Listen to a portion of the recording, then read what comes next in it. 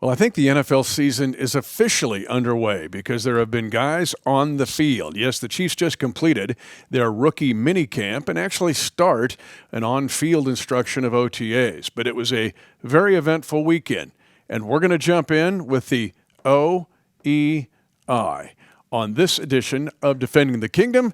Of course, it's always brought to you by Ticketmaster, your best friend, even throughout the non-playing season for concerts and other events. And, I don't know, the World Cup's coming up really soon.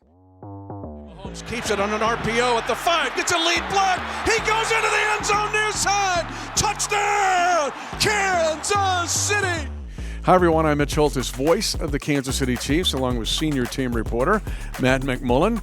And let's just do a kind of a game here. What do you think we're going to talk about on OEI in this episode? Could it be the Office of Evaluation and Inspection in the health and yes, that's it. in the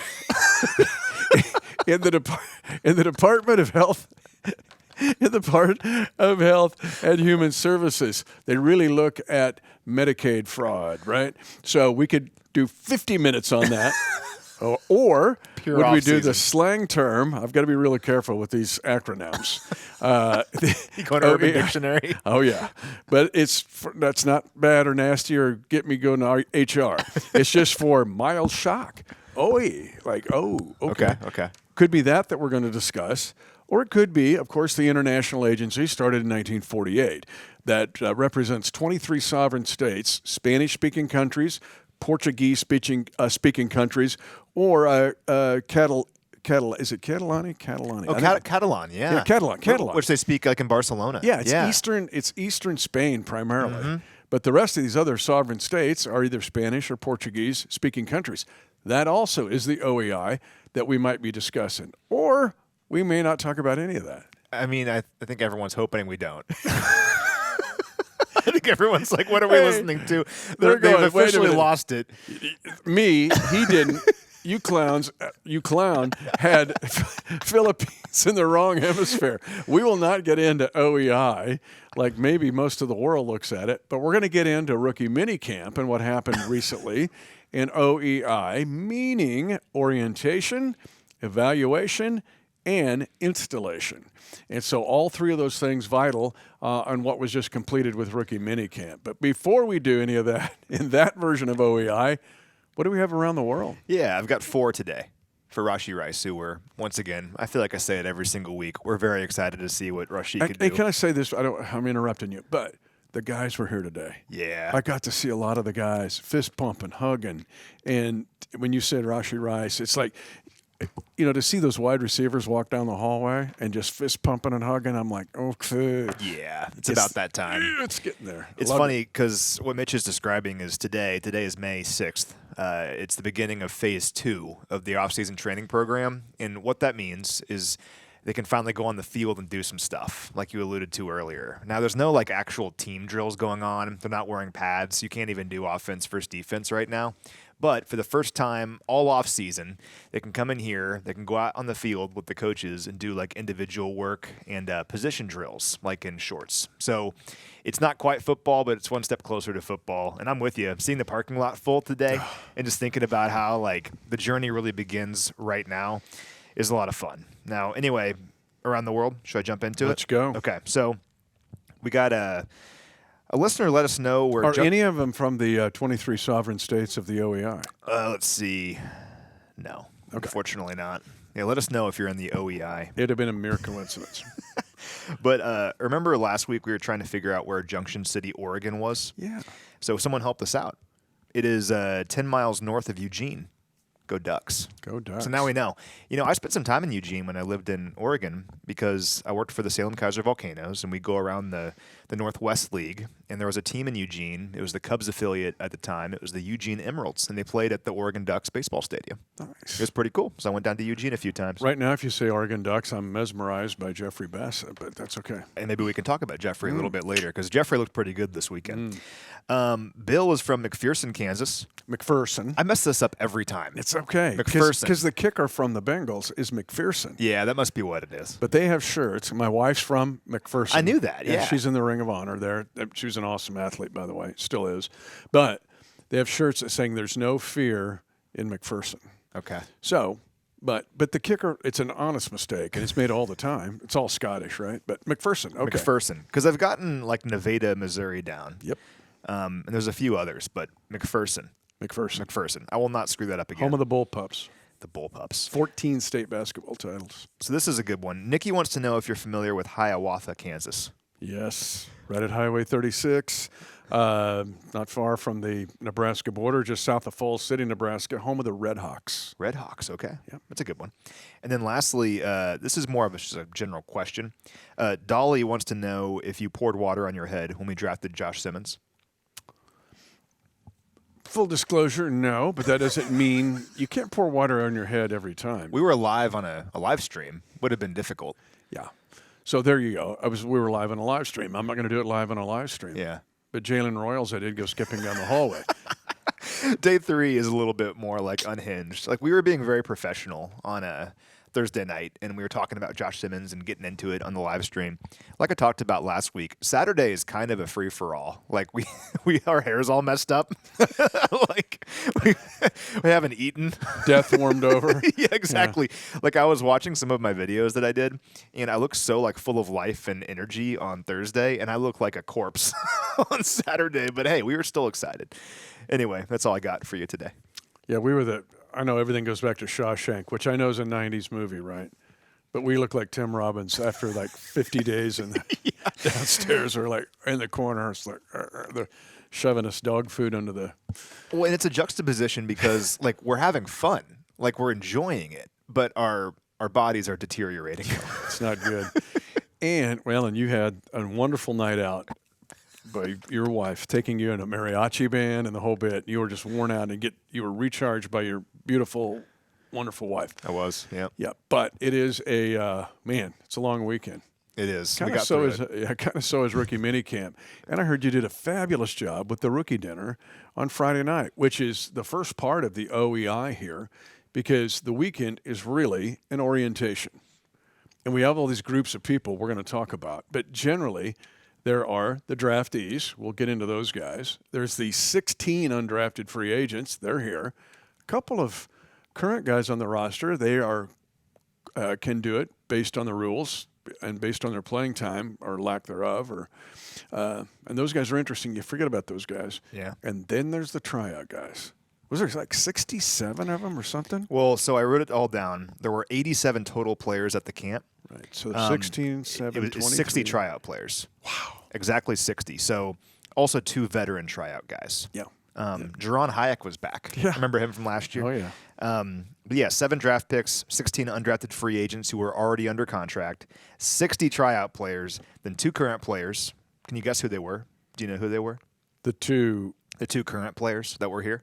Yeah, Chris Holodokin and Chewy Godric. Yeah, Chris Holodokin and Chew Godric. And, with Chris Holodokin, him being at this camp is so helpful for the coaches because he's been here for so long and can actually execute the offense. And it really does help the players that are trying to show what they can do, especially the tryout guys, like for them to actually put their best foot forward. It's difficult when the quarterbacks are also trying to figure out what's happening.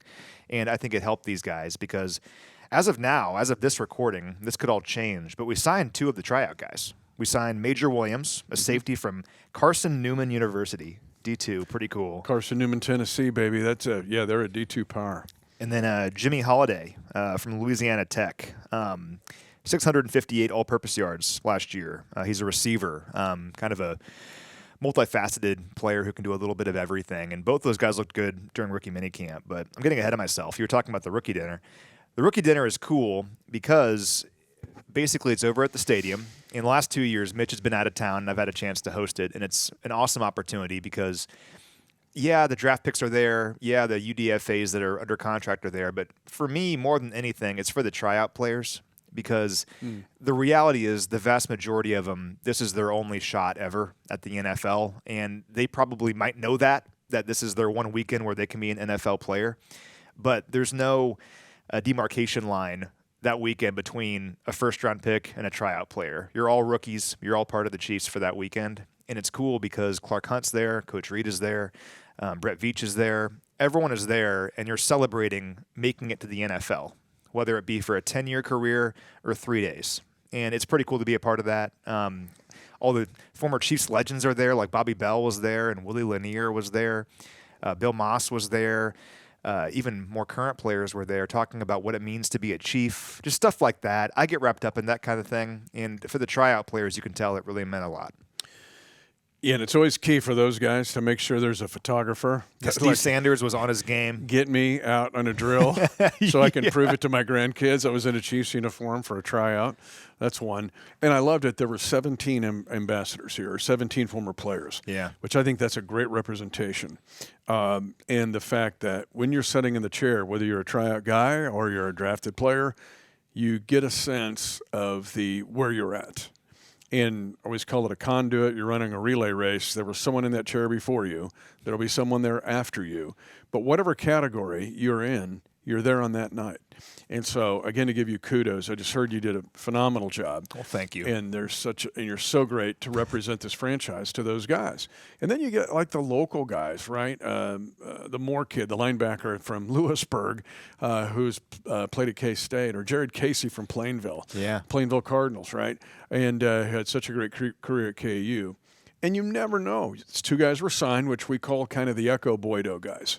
Because this is Echo Boydo just showed up with cleats one day, a immigrant from Ghana who played at K-State and Lawrence High for the Chastity Lions, but made the team and got a Super Bowl ring.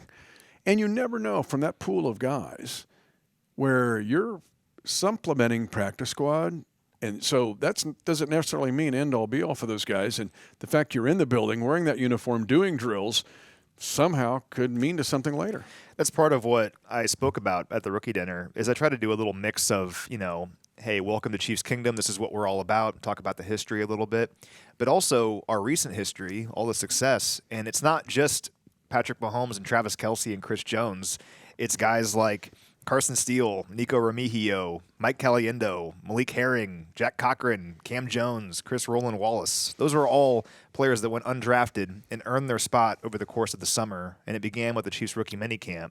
And to a further extent, you're right, Echo Boydo wasn't even signed after the draft. Had to come here on a tryout basis like Major Williams and Jimmy Holiday did this past weekend, surrounded by 50, 60 other players, and somehow stand out over the course of 3 days where you can't even hit each other.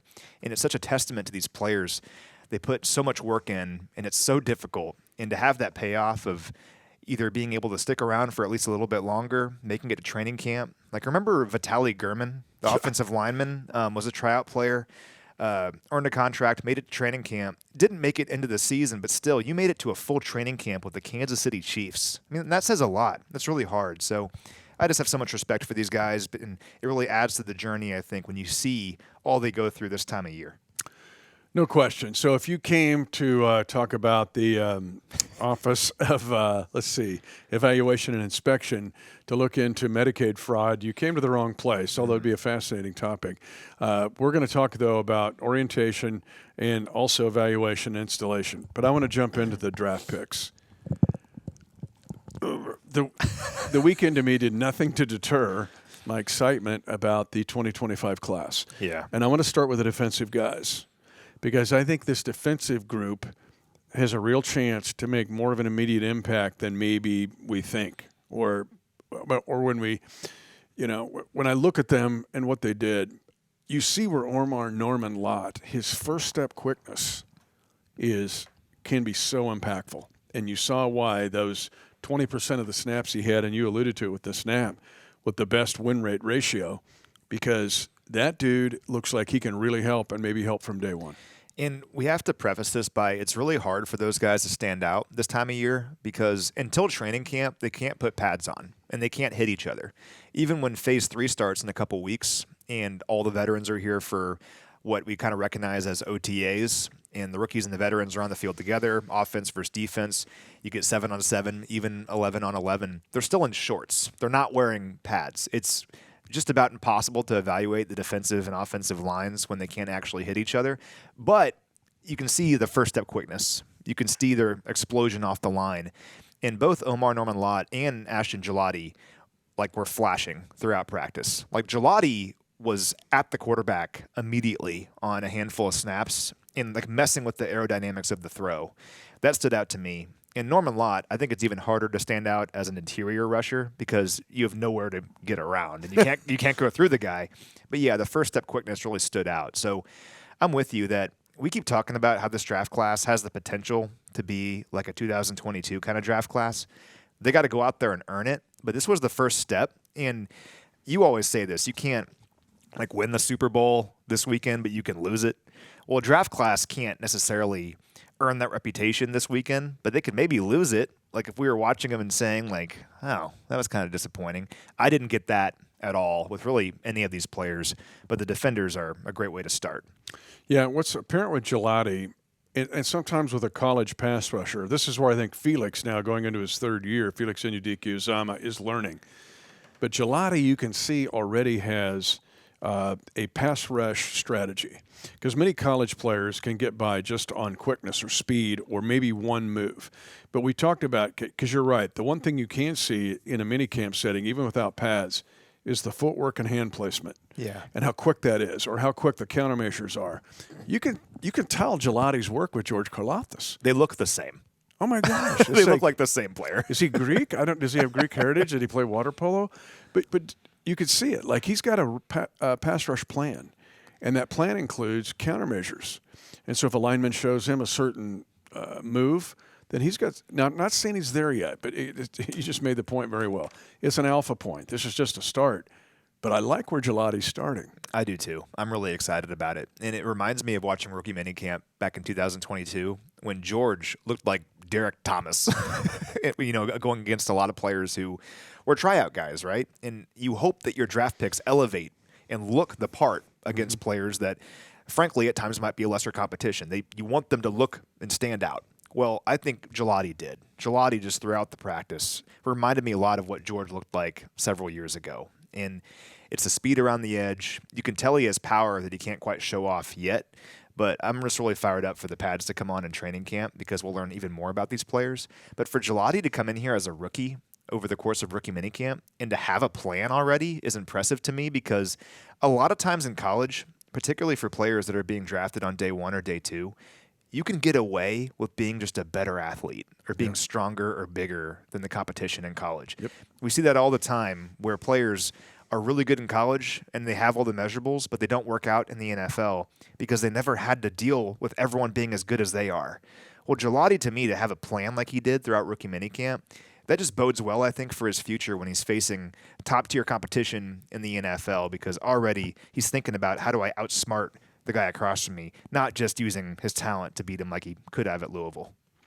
As Matt told you, we're recording this on May the 6th. Earlier today, I spoke at a dam conference. Now, I'm not cussing.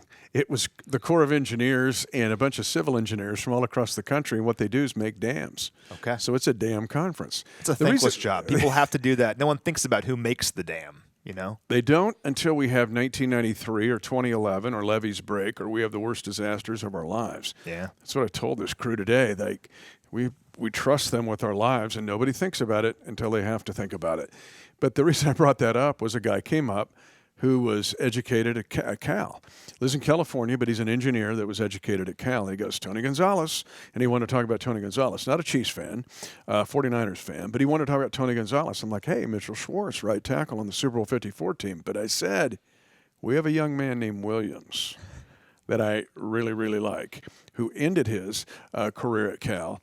And Noel Williams, to me, if Spags went into Brett Veach and said, here's what I want you to get in the 25 draft class, I think on the screen it would pop up Noel Williams. It's exciting to see what he can do. He looks like a guy that fits this scheme, wants to tackle, thick enough, can cover, but he was kind of everywhere. Yeah, he was. And like we talked about last week, a player like him, a lot of them weren't available at the point the Chiefs were drafting. Like if we didn't grab Noel Williams when we did, I don't know if we were going to find a player who could do a little bit of everything. Maybe we could have found like a nickelback slot kind of guy, which is important. But I think Noel has like the physical attributes and the skill set where you can play him in the slot if you want to, but you can also play him outside. And he has like the safety versatility that we talked about previously. It's hard to find a player like that, and I think Noel has it. And he looked the part this weekend too. I mean, just making plays on the ball. the nice thing about this, it's kind of the inverse of the issue with the offensive and defensive lines and the running backs in the running game, because you can't really run the ball at all or hit or have live contact, but it's a passing camp. So they're throwing the ball every single snap. So for a corner like Noel, trying to get your feet wet a little bit, this was a great first opportunity because, I mean, how many snaps do you think he got out there? Like 1 million? A gazillion. over and over The again? only one that probably got more was the guy we're going to next, Bassa, because he might have – did he ever come off the field? I don't think so. But you can see where Noel Williams, and I'm like you, I just want to see more of him and more and more and more, but I get so excited. I see a lot of Tamari Connor in him. I think that's a decent comp. We know about the crazy ball skills. We went over that on the last episode. But there is instinct and understanding with Noel Williams that really excites me, particularly as complicated as this defensive scheme is, where he can trick a quarterback into a play. And with his ball skills, you have the real opportunity to get explosive defensive plays. Well, he's impressive, right? Just he's in impressive. A multitude of ways. And so is Jeffrey Bassa, who you just were speaking about. Like, Bassa, go listen to his press conference. Like, just that alone, it makes you think, I can tell why this guy was a green dot. I can tell why this guy was the quarterback of the defense and the leader at Oregon. And that's no easy task, to be the quarterback of a defense playing major college football on a program that has national championship expectations. I mean, think about the pressure there. And I think that actually helps him a lot coming here, because you come to the Chiefs, there are expectations right away, even for rookies. Like, you're expected to come in here, and if you can't keep up, they're going to find somebody else, right? And that's the same kind of thing at Oregon and at these major college programs. And he dealt with that and was the green dot. He was the leader. He was the one the coaches trusted to execute the play calls defensively. And he explained that, of course, there's a lot coming in. So he thought that day one was pretty good, but there were some areas he could get better. Day two was the same thing, like, got better in some ways, but here's how I can continue to improve. That's like the perfect mindset to have. He didn't look overwhelmed to me at all. Would you agree with that? Oh, no. In fact, he reminds me of the kid who's taking college algebra in 6th grade and calc as a junior. Yeah. You're taking calc as a junior? Yeah, I've got calc 2 next year. That's what it looks like. And you can just see where he's wicked smart and in control and understanding. And so when you project it ahead, and again, it's rookie minicamp. I got it. We'll just put a caveat on it. But there's more there than meets the eye, because when you look at his video at Oregon, you're seeing kind of stuff all over the place, especially as his career grew there. But in the rookie minicamp, Bassa, first of all, he looks more physical than he did at Oregon. Sure. Don't you think? No, I'd agree with that. And then he's in control. It's like this is like, it's like a baby Bolt. He's like a baby Nick Bolton. Like, and I don't mean that derogatory. Like, he's sitting there going, So what does that do? That tells you that with Bassa, here's where I get excited. Looks like he can play Sam, Will, or Mike. And he played Mike, and he was ran the defense in the Senior Bowl, but he also was like running the show here. And so all of a sudden now you've got insurance for every spot on the defense, and a green dot who can play for a green dot if need be. Because when Bolt's gone down, Tranquil's done it. He's really good at it. But now you've got a guy that can – you don't have to move Tranquil because Bolt's down. You got a Bassa, and I think special teams-wise, him, Williams, even Gelati. I'm seeing those guys. Those guys could all be special team studs. For sure. Again, there are so many reasons to be excited about this class. It's the special teams value immediately. It's the depth. But also, I can just see these players growing into major contributors over time. And that's why we were so excited about the 2022 class. Same kind of thing. Like, we think they can help us out in these ways right away. But you can see there's a clear room for growth where these guys could be like major contributors, maybe sooner than later, but for sure, like down the road. These are building blocks for this team to keep this thing going for a long time if they can keep building on their success. And like you said, I mean, it is rookie minicamp. I'm not trying to get too fired up about it. I understand this was not with the veterans. The pads weren't on. We'll find out in training camp how much they can really gel with everyone. But again, especially with a player like Bassa, when he's being asked to take in information, transmit information with players that he's never met before, all the tryout guys that are here, and he did not look like he was overwhelmed. Like, it would be very easy to look at him and be like, man, his head's spinning a million miles an hour. And there have been rookies in the past that I'm not going to talk about where you can tell it's a lot. And that's okay because it'd be a lot for anyone. But I just think coming away from it, he really impressed me in particular as someone that was able to handle a very stressful situation with great poise. So, yeah, fired up about him. All 4 of these defensive draftees look like Spags guys to me. Well, didn't Spags like run into the draft room and say like, "Hey, Bassett's still on the board," and they traded up for him. I mean, they traded up for a lot of these guys. Traded up for Noel Williams, right? Yep, I think so. Yeah, they did. Definitely traded up for Bassett, and they knew they knew he'd be gone. Yeah, like you just made that point. They knew. In fact, that's Brett talked about it. Like they had to move to get him. But so they got him. You're going to trade up for a player. It means that you really liked him, and sometimes you let the board fall to you. We talk all about that, and that's a good thing to do sometimes because let the board fall to you. Whatever player you have on top of your board or near the top of the board that makes sense, you go with that player. But sometimes if you see a player that you love and he's not too far away and he's not going to make it 10, 15 more spots, you go get him. If he fits your scheme, if he fits your culture and what you're trying to do. And clearly we did it with these guys. And it's got to be exciting for them to actually get these players on the field and for them to find success early on. The next step for these guys is to translate that now to OTAs here in a couple weeks when the veterans are here. Again, we're not talking about OEI, the International Agency of 23 sovereign states. Just in case you're waiting for just that in part. case we're not going to talk about it today. Next week. Further demand. But I will say Chris McGowan, right, the battalion commander of the Irish Brigade, who is a season ticket holder of defending the kingdom and defends the kingdom all across the globe. He's been in the military, around the military all of his life.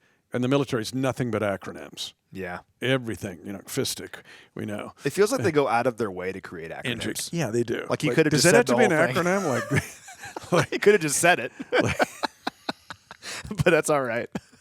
Like bold order. Can't you just say bold odor? No, it's BO, man. It's BO. Oh, that's BO. I didn't think it. I thought BO was body odor. No, it's right. bold odor. But it's acronym. So this acronym for this episode is orientation, evaluation, and installation with rookie minicamp. Now let's jump into the offensive rookies. Josh Simmons, we know because of his injury, is going to be way limited. To me, this is where the installation part comes in for Josh, because and even evaluation. Because even though he's not involved in the activities physically, almost all of them not being involved, how mentally is he involved? Is he mentally repping? If he's with the O-line, first of all, and it sounds subtle, but he's hearing the way, he's hearing the way the offensive line coaches talk. He's hearing the way Andy Heck teaches or what he says. And is he paying attention? And is he soaking in everything he possibly can? Because if you're not physically repping it, it's hard to just do it mentally. And so, to me, it was evaluation and installation for Josh to pour so much into there. So at some point, it doesn't become where you're going to have to think, because it's a total reaction position. But to me, I think that's where Josh Simmons is, at least to get started. Yeah, got to find ways to stay engaged. The good news is he wasn't just standing on the sideline like all of rookie minicamp. He was doing individual stuff. He was in a jersey, out there in shorts, and he would do individual stuff. He would line up with the offensive line when they were doing just their positional drills, right? So if you've never watched like a training camp at practice, it has lots of segments to it where you do individual work, you do position stuff, you'll do installs where you go over the plays basically, and then you'll go into like a 7-on-7 or an 11-on-11 offensive versus defense. He wasn't doing any offense versus defense, wasn't doing any stuff that required like contact, but he was doing a lot of the individual and positional stuff where you're able to do those mental reps. And then when you watch it, when you're watching your teammates do the actual offensive versus defensive stuff, at least you can be thinking about, okay, here's what I worked on, here's how it looks in practice. And it's up to him to fully appreciate that and to use that when he can actually go out there and do the full contact, right? So, I mean, so far so good. It's going to be an incomplete grade for Josh Simmons for a while now until he can go out there and play. But at least he was doing some stuff, and that's progress, I think. The grade we can't see and we won't see is the grade he gets and how much he's absorbing. And when he's facing Coach Reed or facing Coach Heck and getting the test, are you passing that test, and did you pay attention in class? That's where he's at right now. Jalen Royals, we're excited about him. It looked like he was just showing us what was on his draft sheet. in the fact that understanding coverages, route running, especially in a short area route running, and it'll be a learning and work in progress. But there was enough to see where you could get excited how Jalen Royals could help this team. Yeah, he stood out. So I counted the number of catches he had on Sunday. He had 10 catches during 7-on-7 and 11-on-11 stuff. That's a lot because they're trying to spread the ball all over the place. And keep in mind, I mean, the team portion of practice is maybe like 40%, 30%. Like, it's not a lot of the entire practice. So he was getting a high percentage of targets thrown his way during those periods of practice. And I felt like made the most of it for the most part. You can see how he's going to help this team immediately. I think it's in a lot of ways how the Chiefs used Rashee his rookie year, where it's a lot of behind the line of scrimmage stuff.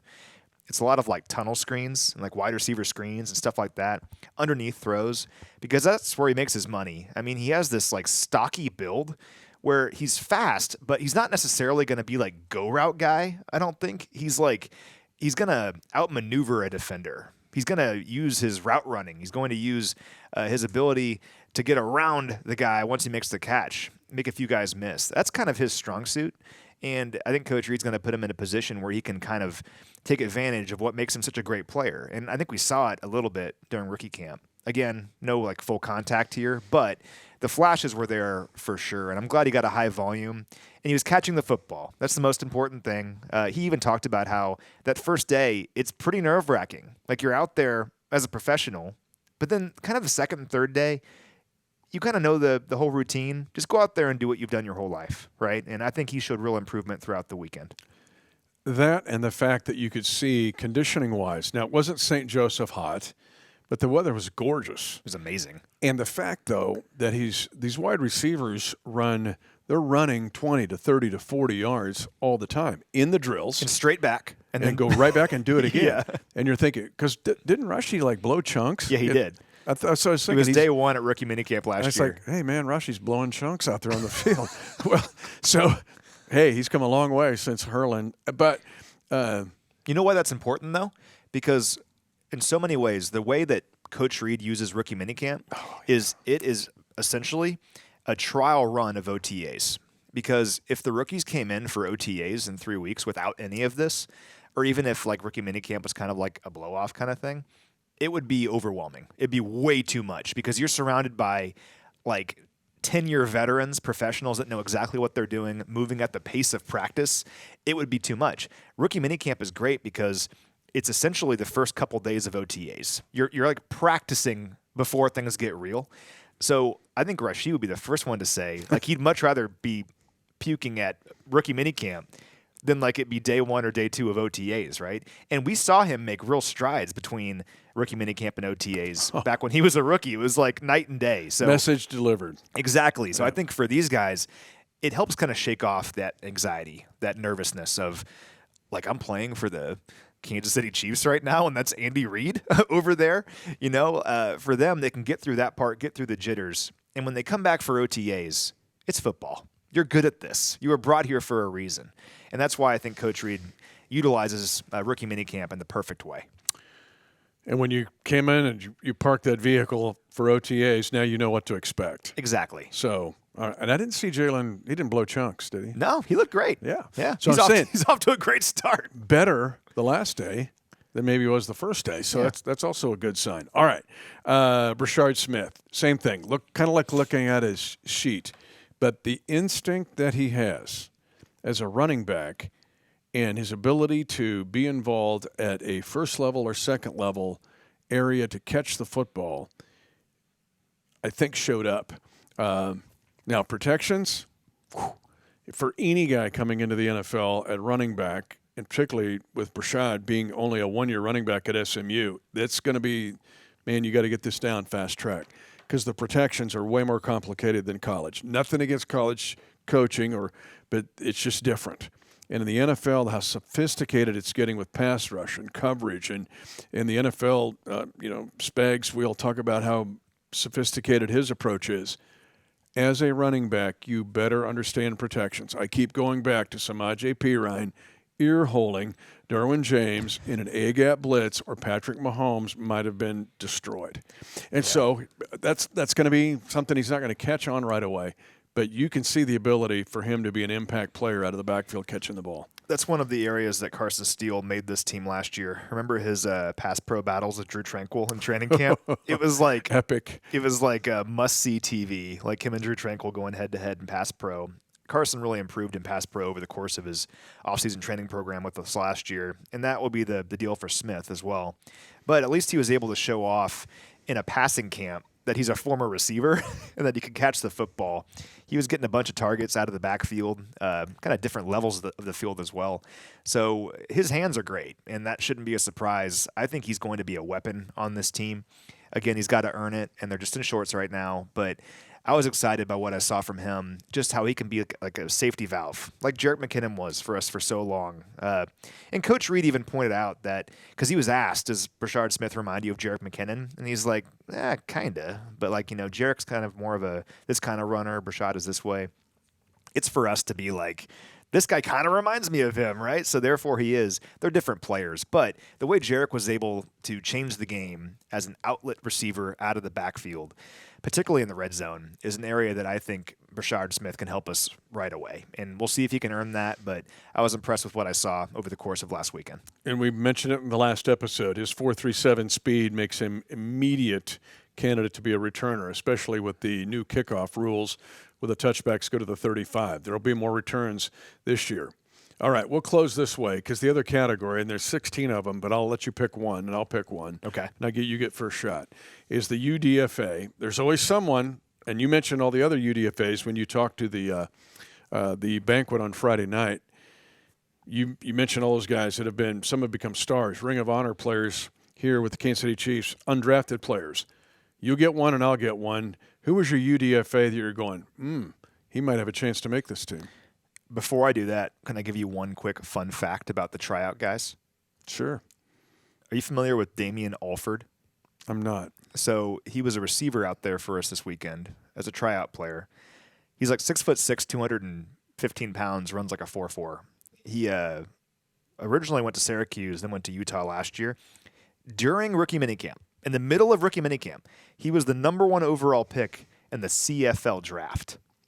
Isn't that crazy? We had the number 1 overall pick in the CFL draft during rookie camp. Yeah, he was drafted by the Calgary Stampeders. I thought you would love that. That's awesome. So I don't know if he'll stick here. He might go to the Calgary Stampeders for all I know. But just know that forever, that if you're ever watching the CFL, that guy was in our Chiefs rookie minicamp.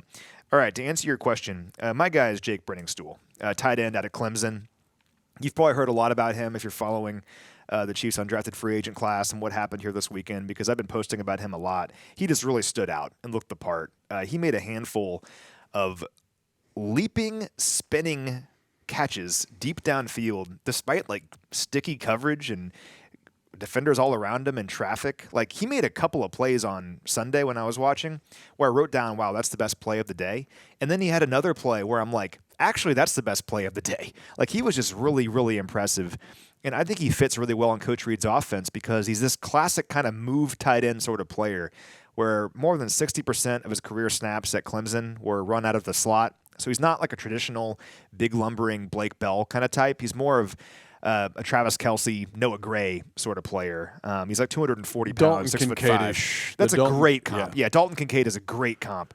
And he had great production during his career at Clemson. Last 2 years combined, he had 99 catches for over 1,000 yards and 12 touchdowns. If you look at the Chiefs' depth chart at tight end, I think he has a real chance to stick just because, of course, you have Travis and Noah. I'm not quite sure where Jared Wiley's progress is on his injury. I don't know if he'll be ready for camp. I don't know that. Maybe he will be. But regardless, that 4th tight end spot, if you include Wiley as a 3rd tight end, it's Robert Tonyan, it's Trey Watson, another UDFA, and it's Jake Brenningstool. So I think he has a real chance to make this team. Got to keep it going here into OTAs and training camp. But I came away even more impressed than maybe what I was expecting going in. He really stood out to me. Yeah, and mine would be such a long shot to make the team, but he looks like a practice squad guy to me that could end up helping because he gets so many reps, was Elijah Young, the old Missouri Tiger. Then went to Western Kentucky. Went to is that Western right? Kentucky and blew it up. He had a big year for last year, a big year for the Hilltoppers. And again, just take this with a grain of salt because that running back room is going to be crowded. We just went through Smith, and you just mentioned Carson Steele. We know the other guys who are there. Just saw Kareem Hunt a little bit, fist pump, hugged him. And we know about Pacheco. But it was like, well, okay, who's this guy? Because he kind of had an idea of what he was doing and got a lot of reps. Yeah. So he becomes a guy, at least you watch at camp and going, either keep him on your database at the very least or a practice squad guy. And one of those guys, if there's a rash of injuries or whatever, that pops up in November, December. But it was one to bring back for Mizzou fans going, oh, yeah, that guy. It's one of those things where with the transfer rules now, we see a lot of players from smaller programs transferring to big programs. But in this case, you might look at him differently because he was in a crowded running back room at Mizzou and then went to Western Kentucky. So he was like an SEC caliber running back that just wanted more opportunities. And I can't fault him for that. And he made the most of it at Western Kentucky for sure. So, yeah, I mean, he looked good. Again, it's difficult for running backs in this camp. Like, really all you can do is, I guess, some pass pro, but not really. And you can catch the football, and you could do mental reps and rookie minicamp. You can't be running between the tackles. Not a lot of 9-on-7 with pads on going on during this time of year, but still, he looked the part. And, yeah, we'll see what he can do in training camp. And I don't even know, is it Pole or Pole? The kid from Wazoo. Issa Pole.